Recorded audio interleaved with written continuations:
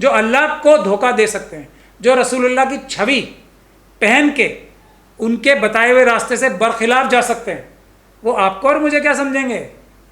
चोर हैं ये सब, मौलाना बने हुए हैं। कोई चोर मौलाना नहीं हो सकता कभी भी। हम अपने कायदों से सवाल नहीं कर सकते कि तुमने रिजल्ट क्या दिया, क्यों गए तुम सुप्रीम कोर्ट, तुम लेके क्या आए, ये बता दो। ये झूठ, ये फ्रॉड। तो प्रेस नोट जारी किया है कि जमीयत की एप्लीकेशन पर बुलडोजर पर रोक लग गई, तो उसके बाद बुलडोजर कैसे चल रहा है? मतलब हम लोग अंधे हैं? मोदी जी बोल रहे हैं 15 लाख दूंगा, आ गए मेरे पास, और मोदी जी कहेंगे आ गए तो मैं मानूं आ गए। ये दोनों चचा भतीजे ने प्रेस नोट जारी किया है। तो मोदी जी तो बेईमान है, झूठे हैं, और ये ईमानदार हैं। ये कोई बात हुई? काम दोनों के एक जैसे हैं। तो ये जब तक दो रंगी बातें होती रहेंगी यही होगा। मैं आपको बोल रहा हूं, ये लोग आरएसएस के एजेंट हैं। ये लोग सुप्रीम कोर्ट इसलिए जाते हैं, ये तो पीड़ितों के केस इसलिए करते हैं कि पैसा उड़े और केस हारें। ये केस हारने के लिए, लोगों से प्लीड गिल्टी कराने के लिए, इनके सारे वकील जितने भी हैं, जो ईमानदारी से इनका वकील काम करता है ना, उसकी फीस नहीं देते हैं। इनके बड़े तरीके हैं। मैं इसलिए तो कह रहा हूँ ये मेरे से अच्छा आप इनसे इंटरव्यू करा दो मेरा, उनका, या तो मैं इनसे माफ़ी मांग लूंगा या मुझसे माफ़ी मांग लेंगे, या ये आवाम से माफ़ी मांग लेंगे या मैं मांग लूँगा। तो सुप्रीम कोर्ट ने तो रोक लगा दी बुलडोजर पर अगले आदेश तक। फिर वही, अभी आपको 15 दिन का तो डेट बताई थी 1 तारीख तक कोई बुलडोजर नहीं चलेगा। चला नहीं चला, चला या नहीं चला, अब बता दो। चला ना। और एक जगह चला या कई जगह चला? 500 साल मस्जिद जो सोमनाथ मंदिर के पास थी वो तोड़ दी, नहीं चला। मतलब फिर भी इनकी प्रेस कॉन्फ्रेंस मानोगे आप? बुलडोजर चल रहे हैं, लेकिन ये कह देंगे जी रोक लग गई सुप्रीम कोर्ट की। कैसी रोक, कौन सी रोक लग गई? मतलब तो यही है ना। मैं भी कह दूंगा कि ये मेरा कानून लागू हो गया, मान लेगा कोई? मेरा वाला कानून लागू हो गया, जाओ अब नीचे हो नहीं रहा है तो मान लोगे? सवाल करो, धोखा मत दो, उनसे बोलो चीटिंग मत करो तुम हमारे साथ। इनको डिक्लेयर कर दो कि ये चोर हैं, मौलाना नहीं है, खत्म, 2 मिनट में काम हो जाएगा। इतना तो कर सकते हैं। अपने जो लीडर्स हैं उनके खिलाफ ही हम प्रोटेस्ट नहीं कर रहे, तो हम क्या आरएसएस और बीजेपी के साथ जाके तो लड़ेंगे? मुसलमान देश का यही तो कह रहा है तंजीमों से और उलमा इकराम से, बार बार सवाल कर रहा है कि 5-6 साल से लगातार बुलडोजर चल रहा है, आप कोर्ट नहीं जा रहे हैं। वो कोर्ट जाते हैं तब आप सवाल कर रहे हैं उनके ऊपर। किसने बोला कोर्ट जाने के लिए उन्हें?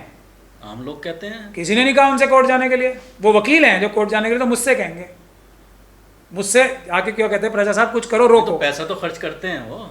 पैसा तो आप जैसे बहुत से वकील हायर किए हुए हैं। मैं क्या कह रहा हूँ, मुझसे डायरेक्ट, मैं तो सोशल वर्क भी कर रहा हूँ ना साथ के साथ। मुझसे आके किसी ने आज तक नहीं कहा कोर्ट जाओ, रोको। ये कहते हैं आके रोको।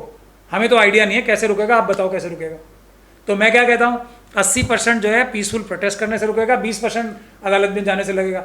ये लगेगी, हमें लगेगी, क्या फर्क पड़ रहा है? क्या फर्क पड़ रहा है? यही तो हमें बताते हैं कि अच्छा काम करते हुए मरोगे तो शहीद हो गए। तो ये यकीन नहीं करते जो हमें बताते हैं उस पर। वही तो करना है, जो बोलते हैं वो करना है, जो बोला वो करो, डरो मत। ये सिर्फ बोलो नहीं कि डरना नहीं है अल्लाह के अलावा किसी से, डरो मत अल्लाह के अलावा किसी से। और पब्लिक के लिए मेरा ये कहना है कि इन जो बड़े बड़े नेता हैं इनको आइडेंटिफाई करो, इनसे सवाल करो कि तुम रोको, हमें नहीं पता कैसे रोकोगे, या अपने पदों से इस्तीफा दो। जब आप इनको हटाने की बात करोगे, जब ये पहली बार सीरियस होंगे, वरना इनको कोई फर्क नहीं पड़ रहा। आप इनको गाली दे लो, आप इनको कुछ भी कह लो, आप इनको बुरा कह लो, इनको फर्क क्या पड़ रहा है? इतनी मोटी मोटी चमड़ियाँ हैं इनकी। जो अल्लाह को धोखा दे सकते हैं, जो रसूलुल्लाह की छवि पहन के उनके बताए हुए रास्ते से बरखिलाफ जा सकते हैं, वो आपको और मुझे क्या समझेंगे? चोर हैं ये सब, मौलाना बने हुए हैं। कोई चोर मौलाना नहीं हो सकता कभी भी, और कोई मौलाना चोर नहीं हो सकता कभी भी। तो ये मौलाना नहीं, चोर हैं। जब तक ये नहीं समझोगे आप, ये फॉर्मूला सीधा है। कोई भी मौलाना चोर नहीं हो सकता कभी भी, और जो चोरी कर रहा है वो मौलाना हो ही नहीं सकता कभी। इस फॉर्मूले पे चलो, सब ठीक हो जाएगा। इनके इस्तीफे लो। अच्छे लोग इन्हीं की तंजीमों में हैं, इनके बुजुर्ग अच्छे थे, इन्होंने कुर्बानियाँ दी, खून से सींचा है अपनी तंजीमों को, और ये उसको बेच रहे हैं, बर्बाद कर रहे हैं, सब कुछ ख़त्म कर रहे हैं। इनके इस्तीफे लो, दूसरे लोग आएंगे, अच्छे लोग बनेंगे, और फिर सभी दूसरे जो कमज़ोर तबके हैं उनके साथ एक गठजोड़ बनेगा, आंदोलन होगा। ये हम सब संविधानिक कानूनी बातें कर रहे हैं। वक्फ के बारे में मैं आपको बता दूं, ये और मेरे प्रपोजल में भी एक भी बात ऐसी नहीं है जो संविधान के 1 सेंटीमीटर भी बाहर जाती हो। एक भी बात ऐसी नहीं है जो किसी और कानून में ऑलरेडी उस तरह की बात पार्लियामेंट ने पास ना की हुई हो। कैसे पास नहीं करेंगे? ये नहीं हटेंगे, ये सरकार हटेगी, अगली सरकार पास करेगी। आप, ये लंबा प्रोग्राम होता है, और अगर तगड़े हैं हम, अगर मजबूत आंदोलन छिड़ गया तो ये अभी भी रुकेगा, और नहीं छिड़ा तो ये सब धोखाधड़ी होगी, आपके साथ होती रही है। बिल्कुल इन लोगों को छोड़ के इनके साथ ये बोलो सीधा, अगर तो जंतर मंतर पे मैं ऐलान कर रहा हूँ, चलिए मैं अभी जल्दी ऐलान कर दूंगा अक्टूबर के महीने में भी, लेकिन ऐलान पब्लिक को नहीं बुलाएंगे पहले। इन सभी जो अपने आप को बड़े बड़े कायद बोलते हैं, मेंबर ऑफ पार्लियामेंट बोलते हैं, वो सब लोग जंतर मंतर पे प्रोटेस्ट करेंगे वक्त बचाने के लिए। विंटर सेशन के उससे एक हफ्ता पहले, जिस दिन विंटर सेशन शुरू होगा उससे 10 दिन पहले करेंगे। ऐलान हो गया, हो गया। जिस दिन विंटर सेशन ऐलान होगा उससे 10 दिन पहले प्रोटेस्ट करेंगे और तय कर ले जो उसमें नहीं आया, और वहां चलेगी लाठी जंतर मंतर में। मैं पहले बता रहा हूं, हमें तो आदत है, हम तो संविधान बचाने के लिए लाठियां खाते रहे। बुला भी रहे हैं, आप डरा भी रहे हैं मौलाना। बिल्कुल डरा कर रहा हूं, और लाठी की बात, अल्लाह के अलावा किसी से नहीं डरना चाहिए। ये कौन बताते हैं हर खुतबे में? मैं बताता हूं, मैं तो इनकी बात पे यकीन कर रहा हूं। ये खुद अपनी बात पे यकीन करके आए ना। अगर अल्लाह ने उस दिन लाठी नहीं लिखी होगी, गोली नहीं लिखी होगी, तो नहीं खाएंगे हम ही। 100 ही लोग तो जाएंगे, 40 MP हो गए, और ये 60-70 या 100-150 जितने भी अपने आप को मौलाना बोलने वाले हैं वो हैं, सारे पर्सनल लॉ बोर्ड। मौलाना के नजदीक तो भारत सबसे ज्यादा सुरक्षित है मुसलमानों के लिए, तो क्यों जाएंगे? कौन सी सुरक्षित है? भारत सबसे ज्यादा सुरक्षित है भारत मुसलमानों के लिए। तो मैं जंतर मंतर पे तो बोल रहा हूँ, भारत की राजधानी का दिल है जंतर मंतर।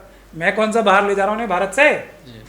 मैं भारत की राजधानी का संविधान की रक्षा करने के लिए, संविधान को इम्प्लीमेंट करने के लिए, जो सबसे बड़ा जो एक बिल्डिंग है, जो एक मजमा है, जो एक असेंबली है, उसी के पास तो ले जा रहा हूँ। और क्या कह रहा हूँ मैं इनसे? पर जाएंगे वहाँ पे, आएंगे तो ईमानदार, नहीं तो बेईमान, सीधा सा रास्ता है। और बेईमान तो हटाओ इनको इनके पदों से, नए लोगों को लाओ, यही तरीका है। देखो कैसे काम नहीं करेंगे, घोड़ों की तरह दौड़ेंगे ये सब, मुझसे भी आगे दौड़ेंगे।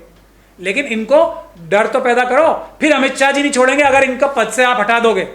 फिर इनको पता है अमित शाह जी मुझे उल्टा लटका के क्या करेंगे, जैसे बिहार में बोल रहे थे उल्टा लटका दूंगा। अमित शाह जी तो बोलते हैं ना उल्टा लटका दूंगा, तो वो तो पब्लिकली बोलते हैं इनको सबको उल्टा लटका देंगे वो अगर पदों से हट गए। तो इसीलिए तरीका ये, इनको इनके पद छीन लो, और वो आपके हाथ में। करो प्रोटेस्ट और इनके पद छीन लो। देखो मुझसे भी ज्यादा तेज भाग के काम करेंगे, आप हैरान हो जाओगे कि ये अपने बुजुर्गों के बराबर काम करने लगेंगे। सब ठीक हो जाएगा, भारत का संविधान भी बच जाएगा, हर एक मजलूम तबका जो है ना वो एकदम मजबूत हो जाएगा। इतनी ताकत है इनकी तंजीमों में। जो सॉलिसिटर जनरल हैं 3 राज्यों को जो रिप्रेजेंट कर रहे थे सुप्रीम कोर्ट में, उन्होंने साफ कहा कि धर्म देख करके कुछ नहीं हो रहा है। झूठ बोलने की एक ऐसी कला है कि मैं ये बोल दूं कि आपने सफ़ेद रंग की टी-शर्ट पहन रखी है, ये नीली है ही नहीं, तो बस ये हो रहा है। और सुप्रीम कोर्ट जाके इस पे मोहर लग के आती है कि हाँ ये नीली नहीं, यही होगा जो मैं कह रहा हूँ तो ना। हमारे जो मुसलमानों के जो वकील हैं वो ये क्यों नहीं बता पा रहे हैं कि केस रख करके कि फला फला केस में देखिए सिर्फ मुसलमानों के घर पर चला है। मतलब कोर्ट के अंदर जितना मैं आंदोलन करने की बात कर रहा हूँ ना, उससे ज़्यादा मुश्किल काम है। वकीलों के लिए आसान काम नहीं है, मैं ऐसा नहीं कह रहा हूँ, लेकिन उस मुश्किल काम को और आसान तो न करो सामने वालों के लिए। इसलिए मैं मना कर रहा हूँ। कोर्ट जाना क्यों है? आपके हाथ, चलो कभी किसी से सवाल ही नहीं होंगे। हज़रत उमर से सवाल करता था एक आदमी, एक कॉमन आदमी हज़रत उमर से उनकी चादर के बारे में सवाल कर सकता है।